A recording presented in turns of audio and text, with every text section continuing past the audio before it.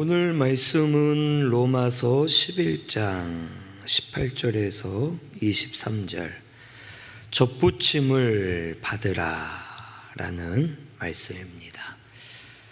여기 18절에서 19절을 보면 그 가지들을 향하여 자랑하지 말라. 자랑할지라도 내가 뿌리를 보존하는 것이 아니고 뿌리가 너를 보존하는 것이라. 그러면 내 말이 가지들이 꺾인 것은 나로 접붙임을 받게 하려 함이라 하리니 20절에 옳도다. 그들은 믿지 아니함으로 꺾이고 너는 믿음으로 섰느니라. 높은 마음을 품지 말고 도리어 두려워하라 라고 말합니다. 이 말은 그러니까 이 유대인들이 원래는 자기들이 선택받은 민족이라고 이방인들을 무시하고 멸시했었는데 오늘 이 말씀은 반대의 경우가 된 겁니다. 이스라엘은 복음을 믿지 않아 하나님에게서 떨어져 나간 자들이 되었고 이방인들은 예수님을 믿어서 이제 하나님께 접붙인 자들이 되었고 이방인들이 이제는 이 이스라엘 사람들, 유대인들을 무시하고 비방하는 말입니다.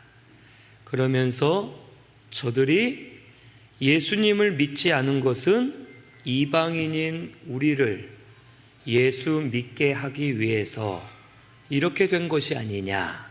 그러니 이 모든 게 하나님의 역사이고 하나님의 뜻이 아니냐라고 하면서 이 이방인들이 우리가 유대인들보다 더 존귀하고 더 믿음이 좋고 더 나은 자다라고 자랑한다는 뜻입니다.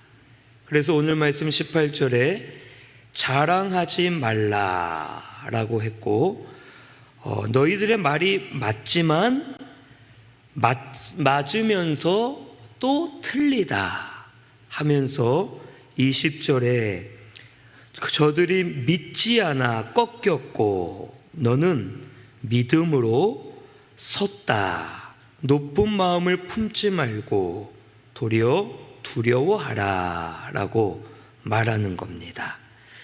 이 이스라엘 사람들은 원 감람나무 가지들이었습니다.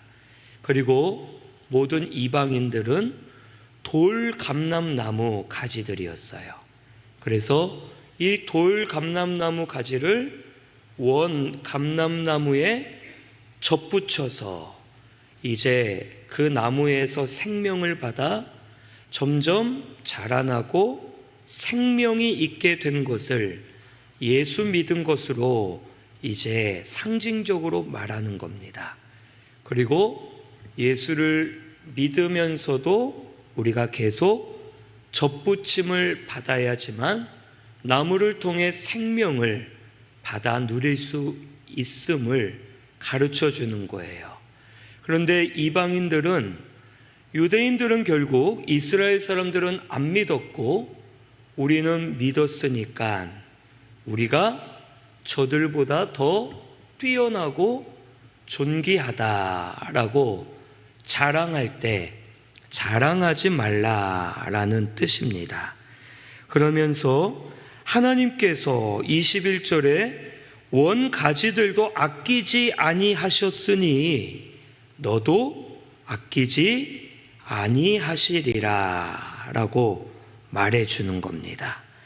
그러니까 누구든지 자랑하고 교만해지고 믿음으로 살지 않으면 예수님에게서 나무가 되시는 예수님에게서 꺾여서 떨어져 나아간다라는 것을 가르쳐 주는 거예요.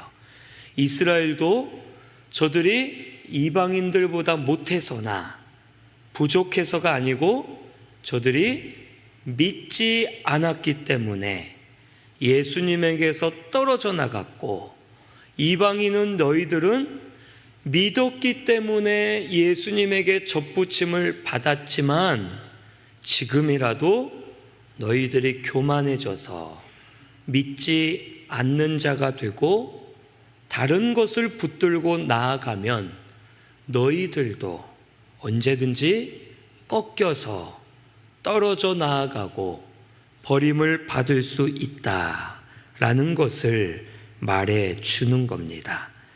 결국에는 우리가 잘해서, 우리가 존귀해서, 우리가 자격이 있어서 직분을 받았거나 예수 믿는 것이 아니라 우리는 오직 믿음으로만 예수님께 연결이 되고, 믿음이 아닌 다른 것을 붙잡게 되면 예수님에게서 그 누구든지 떨어져 나아가게 된다라는 것을 가르쳐 주는 거예요. 여기에서는 구원의 문제를 말하지만 오늘 우리에게는 구원의 문제인 동시에 우리가 이 세상에서 하루하루 살 때 예수님께 접붙임을 받아야지만 예수님에게서 생명을 공급받고 은혜를 받아서 살 수가 있는데, 우리가 예수님에게서 떨어져 나가면 은혜가 끊어지고 생명이 끊어져서 우리도 저 하나님에게서 멀어진 이스라엘 사람들과 같이 결국 어둠의 길로 걸어갈 수밖에 없고 생명 없는 자가 될 수밖에 없다라는 것을 가르쳐 줍니다. 그래서 18절에 이걸 말하는 거예요. 네가 뿌리를 보존하는 것이 아니라 뿌리가 너를 보존하는 것이다. 이 말은 뭡니까? 하나님께서 우리를 보존하는 것이지, 우리가 잘나서 하나님을 보존하거나 우리가 하나님께 나아가는 것이 아니라는 거예요.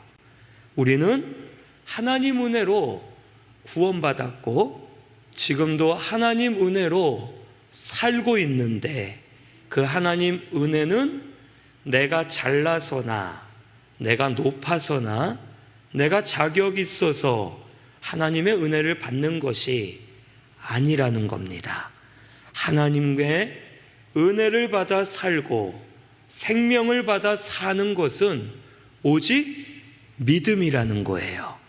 믿음만 있으면 예수님께 접붙인 자가 되어서 예수님을 통해 하나님의 은혜와 생명이 공급되어져서 내가 사는 것이고, 하나님이 나의 뿌리가 되어주시고 하나님을 통해 오는 생명으로 인해 내가 은혜로 살고 있음을 잊지 말고, 자랑하지 말고, 또 마음이 높아지지 말고 항상 그 은혜를 감사하라라고 말씀해 주시는 겁니다.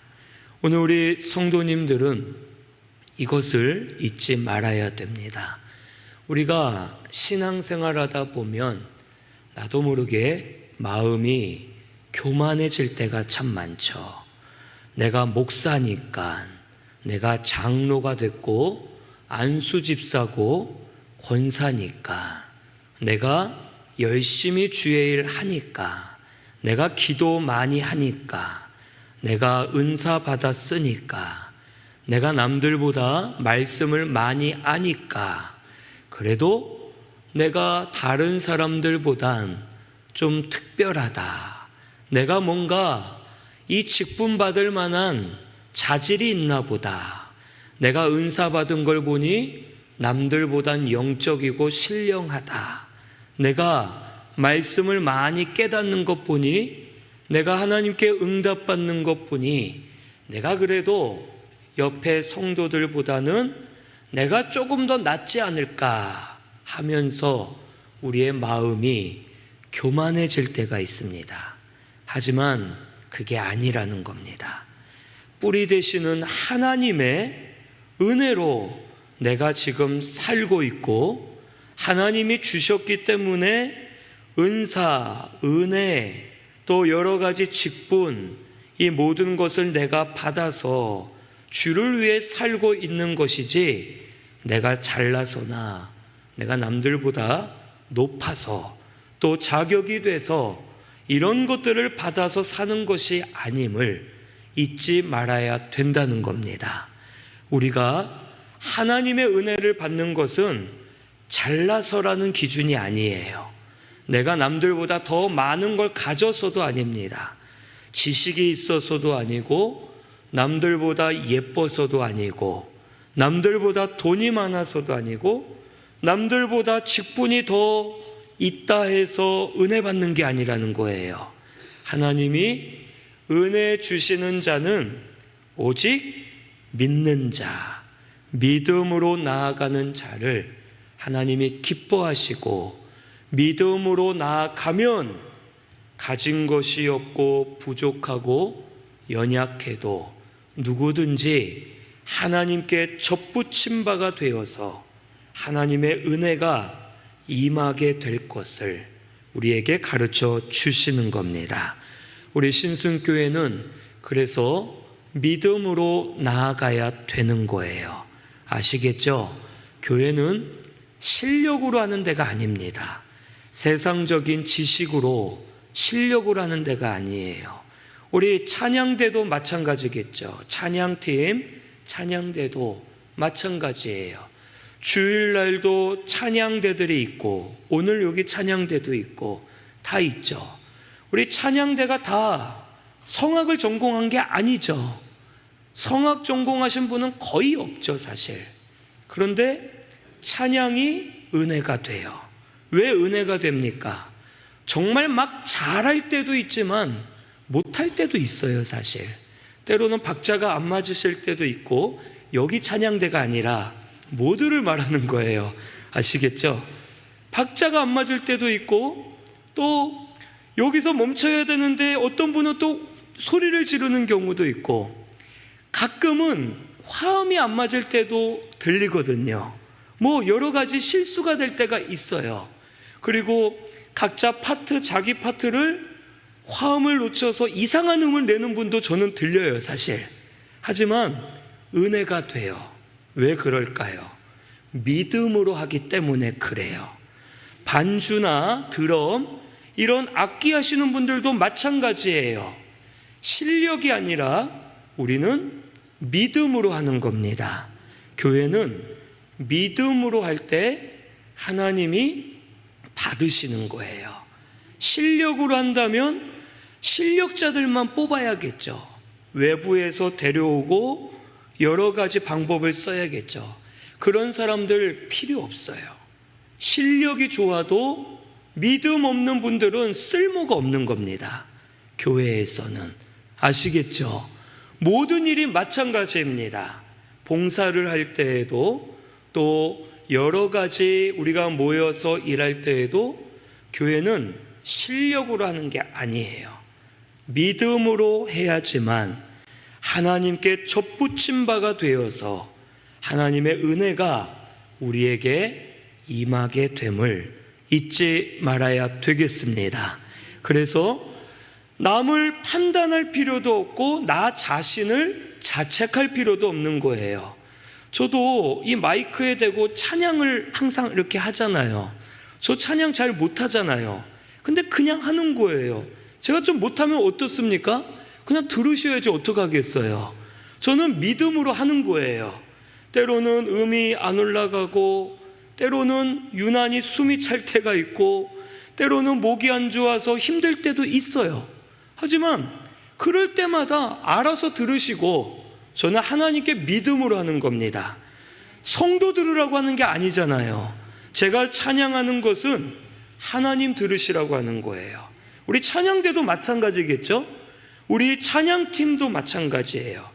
하나님 들으시라고 하는 거지 사람 들으라고 하는 게 아닌 겁니다. 봉사도 마찬가지죠. 하나님께 하는 거지 사람이 보고 잘한다 못한다 인정받기 위해서 하는 게 아니에요. 우리는 오직 믿음입니다. 믿음으로 사는 우리 신순교회가 되기를 바랍니다. 그래서 믿음으로 하세요. 저는 실력 좋고 일 잘하고 그것보다 믿음으로 하는 사람을 더 존귀하게 여깁니다. 실력이 있고 일 잘해도 믿음이 없으면 그분들은 별로예요. 우리는 항상 교회는 믿음으로 세워져야 되고 믿음으로 하나님께 접붙임 바가 되어서 하나님 은혜로 사는 자가 되어야 할 것을 잊지 말아야 되겠습니다. 여기 그래서 이 말을 하죠. 22절에 그러므로 하나님의 인자하심과 준엄하심을 보라. 그러면서 여기 인자하심과 준엄하심을 얘기하면서 설명을 할 때 준엄하심을 먼저 말하죠. 넘어지는 자들에게는 준엄하심이, 그리고 하나님의 인자하심에 머물러 있으면 그 인자가 너희에게 있다라고 말합니다. 우리 하나님은요, 준엄하심과 인자하심이 동시에 있는 분이세요. 이 준엄하다라는 뜻은 공의대로 처벌한다라는 하나님의 엄격한 성품을 말합니다. 우리 하나님은 아주 엄격하신 분이세요. 그래서 죄에 대해서 엄격한 하나님입니다. 죄에 넘어지는 자들, 세상에 넘어지는 자들, 이런 자들에겐 아주 엄격하게 판단하시고 처벌하시는 분이세요. 우리 하나님의 절대적인 기준은 말씀입니다. 그래서 말씀의 법으로 모든 것을 말씀대로 판단하고 처벌하세요. 말씀대로 우리를 판단하고 처벌하시거든요. 우리는 다 하나님 말씀 앞에 판단을 받아야 돼요. 그런데 우리 모두는 말씀 앞에 판단을 받을 때 죄인들이고 죽은 자들이고 영원한 저주, 형벌, 지옥 형벌을 받을 수밖에 없는 자들입니다. 이것은 누구도 예외가 없어요. 직분이 있어도요, 제가 목사지만 저도 사실 하나님의 엄준하심 앞에는 죄에 대하여 처벌받을 저주받은 자입니다. 우리 모두가 하나님 앞에 이 준엄하심에 따라서는 죄로 인해 저주받은 자들입니다. 아담의 죄를 전가받았기 때문에 아담 안에서 우리 모두 죄인이 되었어요. 하나님의 준엄하심 앞에서 살아남을 수가 없는 저주받은 존재가 우리들입니다. 그래서 지금도 하나님 앞에서 우리는 죄로 죽어야 돼요. 심판받아야 됩니다. 우리는 더러운 죄인이에요. 하나님 앞에 예배드릴 수 없어요. 찬양해봤자 안 받으시고 기도해도 안 들으시는 죄인들입니다. 그런데 하나님은 준엄하심과 동시에 인자하심이 있으시다는 거예요. 하나님의 인자하심은 사랑과 긍휼을 말합니다. 그 사랑과 긍휼을 우리에게 부어주고 계신다는 거예요. 그리고 하나님은 준엄하시고 인자하심이 같이 있는데 준엄하심보다 인자하심이 더 크신 분이세요. 그래서 하나님의 준엄하심으로는 우리가 죄인인 것을 심판해야 되지만 하나님의 인자하심이 더 커서 그 인자하심으로 우리를 덮어주시는 거예요. 그래서 우리가 지금까지 살아있고 하나님의 은혜를 받으면서 살 수 있음을 우리에게 가르쳐 주시는 겁니다. 우리가 하나님의 준엄하심을 따르면 망할 수밖에 없잖아요. 하나님께서 아담을 통해 하신 옛 언약은 바로 준엄하심이 나타날 수밖에 없는 언약입니다. 하나님이 아담에게 언약하셨죠. 너는 동산의 모든 실과는 먹어도 되지만 중앙에 있는 것은 먹지 마라 라고 말씀하셨죠. 그리고 먹으면 정녕 죽으리라. 이게 언약인 거예요. 그것만 먹지 않으면 모든 걸 먹으면서 살 수 있고 복되고 창성케 되고 땅에 충만하여 정복하고 다스릴 것이다. 하지만 먹으면, 가운데 있는 선악과를 먹으면 죽으리라. 이게 언약입니다. 옛 언약이에요. 그 뒤에 옛 언약이 율법으로까지 이어지지만 이게 아담과 하신 언약이거든요. 이 언약에는 하나님의 준엄하심만 있어요. 행하면 살고 행하지 않으면 죽는 겁니다. 하나님의 준엄하심으로 말씀으로 우리를 판단만 하시고 결국 하냐 안 하냐에 따라서 내가 살고 죽는데 아담은 이미 불순종하여 사망의 길로 걸어가게 되었습니다. 그래서 하나님은 인자하심으로 우리를 살리시기 위해 옛 언약을 파기하고 새 언약을 우리에게 세우신 거예요. 그 새 언약이 바로 예수 그리스도이십니다. 예수님이 우리에게 주시는 새 언약이 되셨어요. 그래서 우리는 이제 예수님을 통해 살 길이 열린 겁니다. 예수님을 통해 살 길이 열린 것은 내가 100% 다 못해도, 내가 완전하지 못하지만, 내가 가진 것이 없지만, 내가 남들보다 자격이 없지만 하나님은 그걸 보지 않으시고 하나님이 우리와 언약하신 예수님을 내가 믿을 때 예수님의 의를 나에게 부어주셔서 나를 죄에서 건져주시고 살려주시는 새 언약을 우리에게 이루어 주신 겁니다. 그래서 로마서 3장 21절에 율법 외에 하나님의 한 의가 나타났다고 말씀해 주세요. 그리고 로마서 10장 4절에 그리스도는 모든 믿는 자에게 율법의 마침이 된다고 합니다. 율법의 마침이 되신대요. 우리가 율법을 다 지켜서 마치지 않았지만 예수님이 율법을 다 지켜 맞춰 주셨고 그 마침을 우리에게 부어 주셨다는 거예요. 그래서 우리는 지금도 말씀을 다 못 지키고 살죠. 지금도 범죄하고 지금도 더러운 마음을 가지고 살고 지금도 우리가 하나님 보시기에 너무 연약한 죄인들이지만 율법을 맞춰주시고 우리의 구원을 완성해 주시고 하나님의 의가 되신 예수님이 내가 예수님을 믿을 때 예수님과 연합하게 하셔서 예수님이 만드신 하나님의 의를 나에게 부어주시는 겁니다. 그래서 내가 하나님 앞에 설 수 있는 거예요. 오늘 우리 이렇게 예배 드리러 나온 것도 당연한 것 같지만 아닙니다. 하나님의 은혜로 예수님이 우리에게 의를 부어주셔서 나올 수 있는 겁니다. 우리가 하나님께 기도하고 찬양할 수 있는 것, 예배 드릴 수 있는 것, 예수님이 우리에게 의를 부어주셨기 때문에 나와서 하나님께 올려드릴 수 있고 하나님 은혜를 받아서 살 수 있음을 우리에게 가르쳐 주시는 거예요.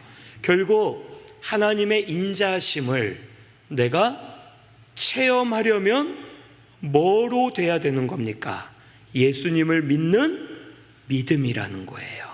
그 믿음으로만 예수님과 연합하여 첫부침이 되어서 예수님의 의가 나의 의가 될 때 내가 하나님의 인자하심을 받으며 살 수 있고 그 안에서 사랑과 긍휼을 받으면서 살고 있음을 가르쳐 주시는 겁니다.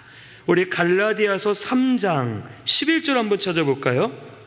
갈라디아서 3장 11절입니다.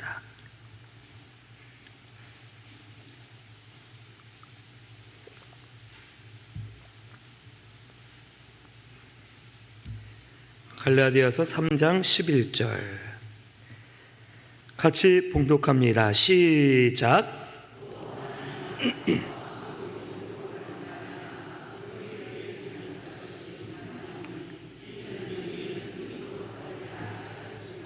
아멘. 율법으로는 의롭게 됩니까? 못 됩니까? 못 되죠. 율법은 율법만이 아니라 세상 모든 것, 내 행위, 내가 가진 직분, 은사, 내 조건, 모든 환경을 말해요. 그것으로는 의롭다함을 받지 못합니다. 오직 의인은 믿음으로 말미암아 살리라 한 것처럼 우리는 믿음으로만 하나님 앞에 인정받을 수 있는 겁니다. 우리 신순교회 모든 분들은 오늘부터 다시 시작하세요. 믿음으로 합시다. 아시겠죠? 믿음으로 하시기를 바랍니다. 믿음으로 해야 돼요. 우리 자꾸 실력을 따질 때가 있고 능력을 따지고 세상 것을 따질 때가 너무 많아졌어요. 우리 신승교회는 이름도 신승이잖아요. 믿음이 아니면 승리할 수 없는 교회예요. 실력으로 갔다가 예전에 꼬꾸라진 거예요. 세상 것으로 갔다가 한번 땅바닥에 처박게 된 거예요. 우리는 믿음이 아니면 하나님 앞에 설 수 없음을 다시 되새겨서 믿음으로 시작하는 우리 성도님들 되시기를 바랍니다. 믿음으로 하면 하나님이 받으실 거예요. 믿음으로 하면 하나님이 역사해 주십니다. 그것을 귀하게 여기고, 믿음이 아니면 하나님과 멀어지고, 믿음으로 하면 하나님과 가까워져서 접붙임을 받는 자가 되어 하나님의 인자하심을 받아 살 수 있음을 오늘 우리는 깨달아야 되겠습니다. 지금도 그런 일들은 일어나고 있어요. 어떤 분은 여러 가지를 할 때 실력은 별로 없는 것 같은데 마음에 흡족하고 은혜가 될 때가 많아요. 그런데 어떤 분은 실력이 좋은데 중간에라도 멈추고 싶을 정도로 그만하면 좋겠다, 저분은 안 하면 좋겠다 하고 느껴질 때가 있어요. 믿음의 문제입니다. 실력이 아니에요. 우리는 항상 앞으로도 이걸 잊지 마셔야 돼요. 교회는 믿음으로 하는 곳입니다. 실력으로 하는 곳이 절대 아니에요. 앞으로 그걸 중요하게 여기고 무엇이든지 믿음으로 해 나아가는 우리 신승교회가 되시기를 바랍니다. 그러면서 여기 23절에 이렇게 말해요. 그들도 믿지 아니하는데 머무르지 아니하면 접붙임을 받으리니 이는 그들을 접붙이실 능력이 하나님께 있다라고 말합니다. 이 말을 어렵게 썼지만 결국 그거죠. 이스라엘도 믿으면 접붙임을 받는다는 거예요. 지금은 이스라엘이 하나님에게서 버림받았죠. 이때 당시, 그리고 지금도 그렇고 버림받았어요. 하나님을 거부해요. 예수님을 거부합니다. 그래서 저들은 멸망당할 자들처럼 보이죠. 하지만 그들이라도, 멸망당할 자들이라도 다른 것은 상관없다 이거예요.